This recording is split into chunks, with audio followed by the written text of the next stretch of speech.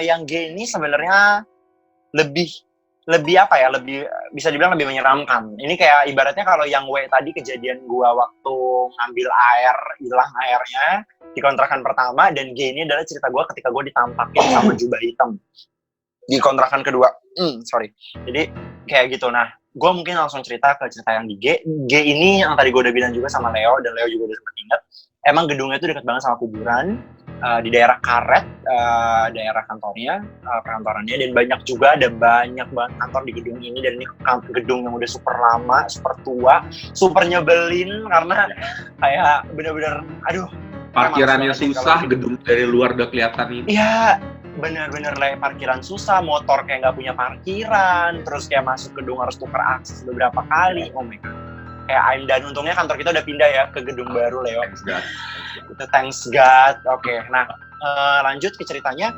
Jadi sama sebenarnya gue karena sebenarnya gini, kenapa mungkin kalian nanya kenapa kok ada di gedung W, ada di gedung G, mungkin juga Leo kayak gitu, karena memang kita bisa mondar-mandir, soalnya karena ini di split, sementara kita sebenarnya harus tetap connect sama orang ataupun tim lain, kayak contohnya gue tim bisnis, Leo juga tim bisnis, bisa, tapi harus tetap connect sama tim produk, tim engineer, dan lain-lain. Sementara tim engineer dan tim produk adanya di gedung W, jadi kayak we have to ke W juga kalau memang kita mau ada discuss sama mereka gitu sih. Jadi that's why kenapa ini gue juga bisa ngerasain di G, karena pada saat itu gue lagi di gedung G, kerja again sampai jam 7 malam, dan malamnya again gue lanjutin skripsi gue, karena gue cuma punya waktu habis kerja doang untuk ngerjain skripsi gue. Dan pada saat proses gue sering banget ngerjain skripsi beberapa hari, dan pulang sering banget malam, paling malam tuh jam 11:30 malam. Itu benar-benar super nyebelin, tapi kayak I have to, karena kalau enggak skripsi gue nggak kelar-kelar ya kan. Jadi pada saat itu gue nyusun skripsi, dan sambil kerja juga. Gue lupa kalau nggak salah jam 8 gue mulai susun skripsi gue. Oke, singkat cerita, gue mau ke toilet. Nah, FYI guys, di gedung G ini, kalau lu mau ke toilet di atas jam 8, gedung itu udah tutup toilet. Semua toiletnya udah tertutup. Jadi udah nggak ada toilet yang kebuka. Ya beneran, ini beneran, Le. Di lantai itu ya maksudnya. Jadi gue di lantai 23. Kantor gue di lantai 23, dan kalau lu mau ke toilet, lu harus ke lantai 1. Kan lu bisa bayangin kan, gue udah mau kencing, udah di ujung, terus suruh gue ke lantai 1. Lu mau bunuh gue, kan nggak mungkin kan gue lakuin itu. Nah, cuman tenang, ada solusinya. Solusinya apa? Di setiap lantai itu disediain toilet VIP. Toilet VIP ini, tapi problemnya adalah nggak semua orang punya akses untuk ke toilet VIP. Cuman beberapa orang tertentu, dan setiap kantor tuh cuman dikasih satu kartu aja untuk buka akses itu, karena benar-benar ditutup, ya namanya juga VIP ya guys, jadi benar-benar toilet bagus. Nah, terus pada saat itu gue pinjem lah ke tim CX, karena kan tim CX kita kan 24 hours ya, jadi mereka disediain akses.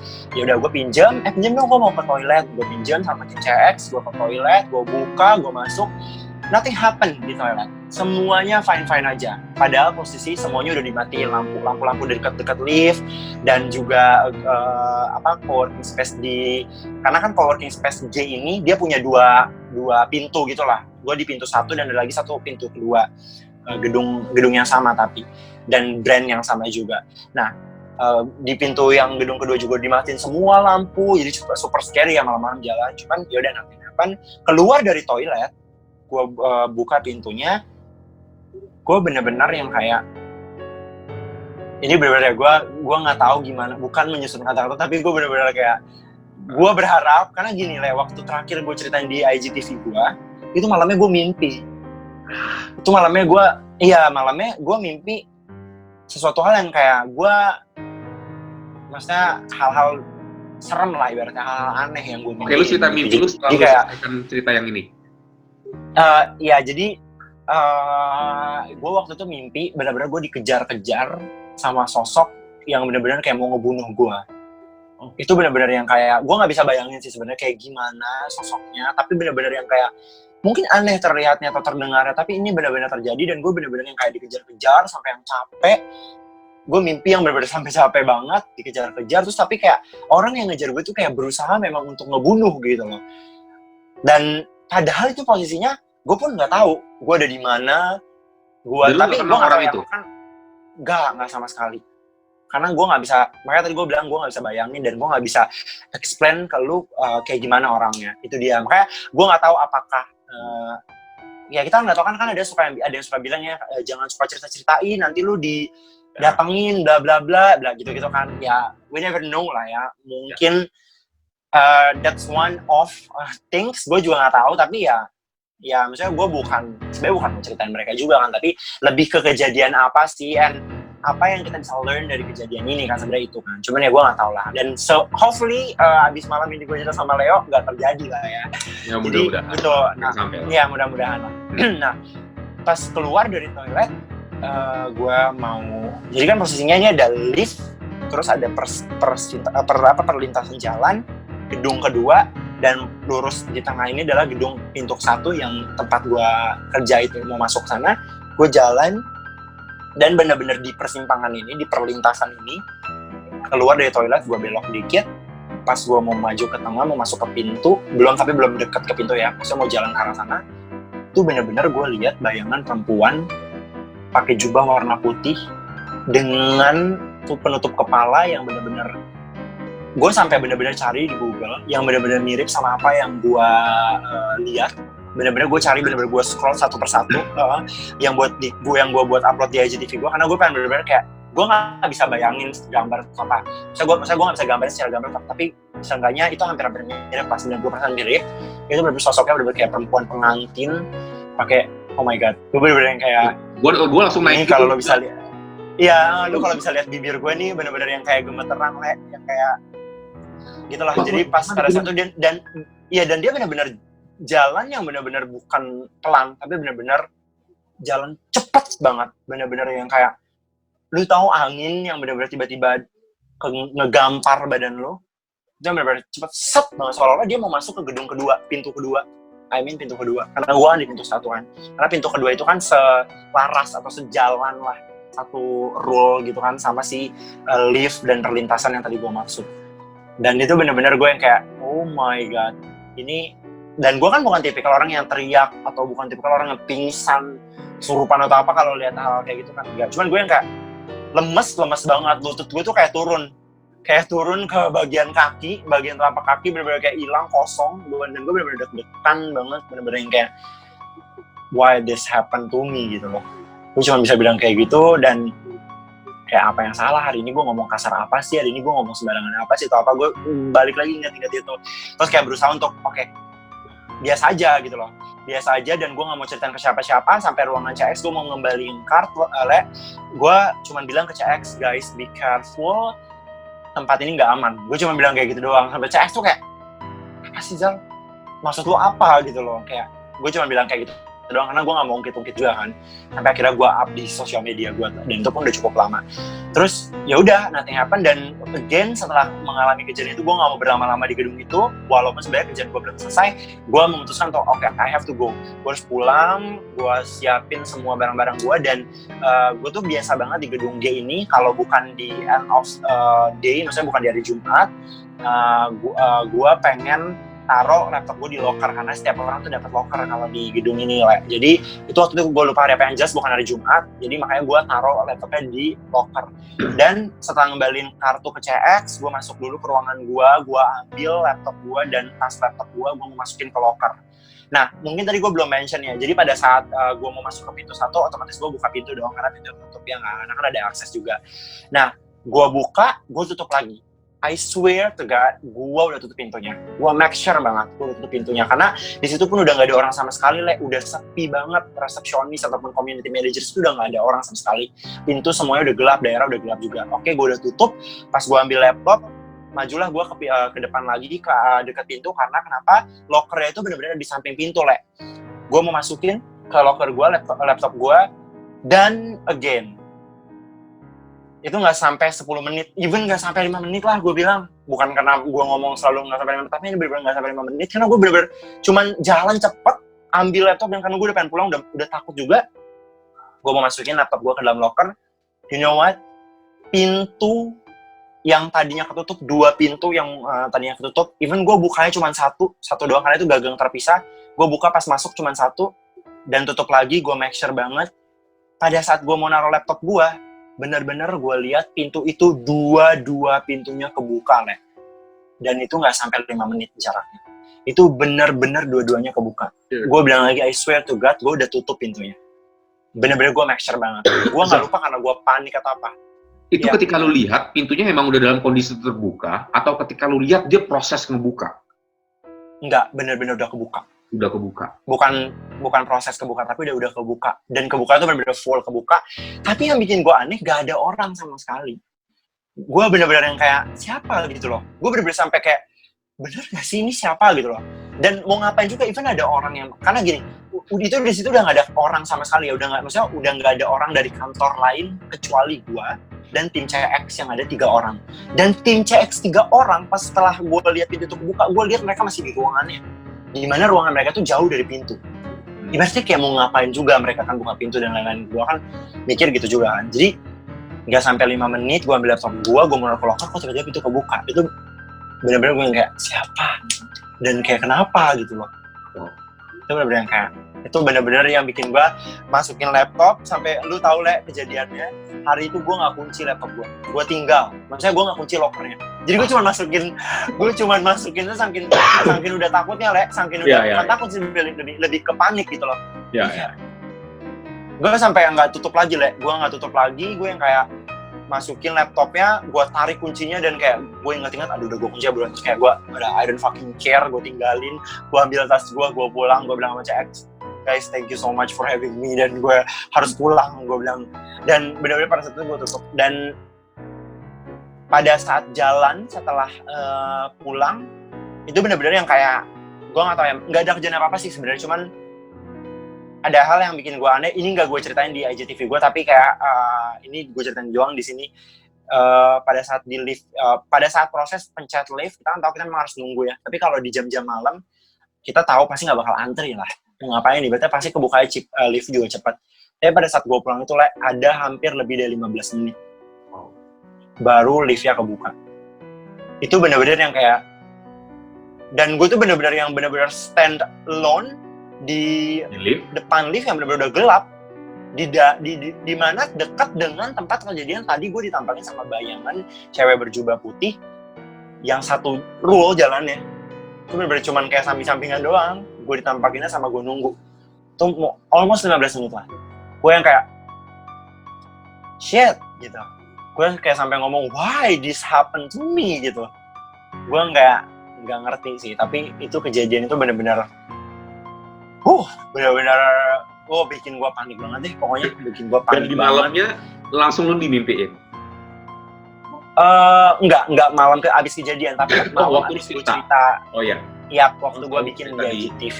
Ya, betul. Karena kan itu nggak langsung kan kejadiannya. Jadi waktu itu gue bosen lah hari dimana gue bosen, terus kayak bingung mau ngapain nih, kayak udah gue bikin kayak Q&A aja gitu di Instagram. Terus di situ gue bikin Q&A, ada request dari salah satu teman kantor kita juga, anak engineer. Dia bilang kayak ceritain dong, dia nanya ada pengalaman horor nggak di kantor. Terus ya udahlah kata gue kayak kepikiran, karena udah banyak juga yang bilang Hazal bikin podcast dong, bla bla bla, seru gini. Tapi kayak ya itulah, I never make it happen karena gue males editing dan stuff lain-lainnya. Mungkin suatu saat nanti akan amin ya. Tapi iya nanti pada saat teman kita minta itu anak engineer, gue langsung make it happen. Gue bikin kayak di video, gue edit di aplikasi di handphone gitu lah. Terus ya udah, dan bener-bener gue nggak menambah-nambahin. Kalau teman-teman juga mau compare cerita gue, mungkin kan pengen lihat karena kan kelihatannya kalau misalnya orang pura-pura bohong atau nambah-nambahin ceritanya pasti beda gitu lah dengan cerita yang pernah ada, maksudnya yang pertama sama yang kedua. Tapi ini the second gue telling ini di YouTube channelnya Leo, ini yang kedua setelah yang pertama tuh di IGTV gue. Lo semuanya bisa lihat di sana sih, kalau lo mau compare gimana cerita. Dan benar-benar nggak ada yang sama sekali gue kurangin, gue tambahin, semuanya sama. Dan karena emang itu benar-benar real, it happen lah. Dan ya itu tadi sih, gue benar-benar kayak kenapa ke gue gitu loh. Zal, gue pengen tanya, jedahnya itu berapa masih Zal dari kejadiannya di gedung W sama yang di gedung G?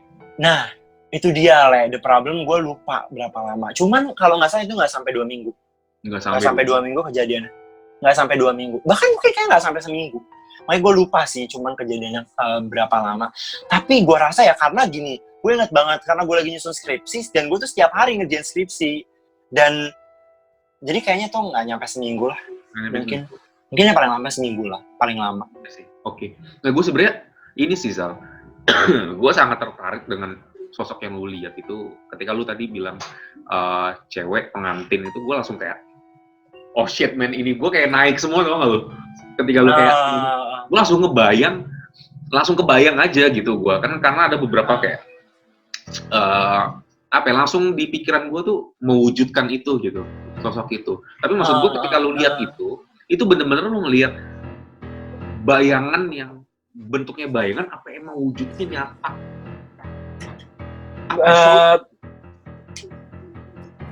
Gimana ya, Le? Sebenarnya gue nggak bisa bilang tuh 100% wujud nyata, karena gue nggak bisa lihat kakinya pertama, gue nggak bisa lihat tangannya juga.